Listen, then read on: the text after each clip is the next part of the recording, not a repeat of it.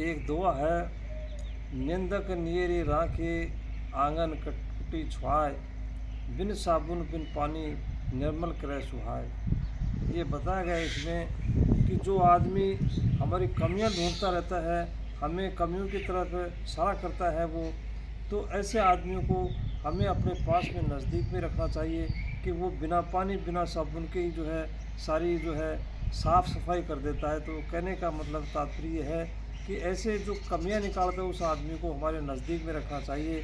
निश्चित सही है ये बात कि हमें इतना आत्मविश्वास होना चाहिए, इतना आत्मबल होना चाहिए कि उसमें आत्मविश्वास हम जो है रखेंगे तो जो है उस आदमी को भी देखते रहेंगे कि जिसने हमारी कमियां ढूंढी हैं वो उसमें वास्तविक वो कमियां हैं कि नहीं हैं, क्या है। इस तरह से जो है हमें देखना चाहिए। आदमी का जो है एक उसमें बताया गया है कि विल पावर बताया गया, इच्छा शक्ति बताई गई है कि आदमी की जो इच्छा शक्ति जो होती है तो उस इस इच्छा शक्ति के ऊपर जो है हमें आत्मबल प्राप्त होता है उससे, और हमें उसको नहीं छोड़ना चाहिए।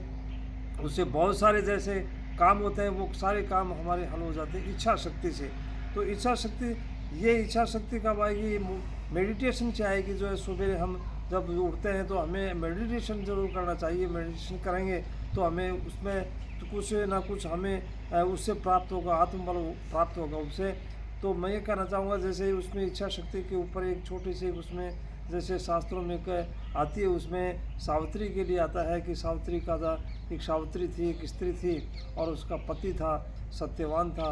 वो पेड़ के नीचे, बरगद के पेड़ के नीचे ख़त्म हो गया था, लेकिन उसने सावित्री ने उसको इच्छा शक्ति को नहीं छोड़ा। और जब यमराज उसको लेने आते हैं तो यमराज उसके पीछे पीछे जाती है और यमराज के सारे प्रश्नों के उत्तर देती है वो।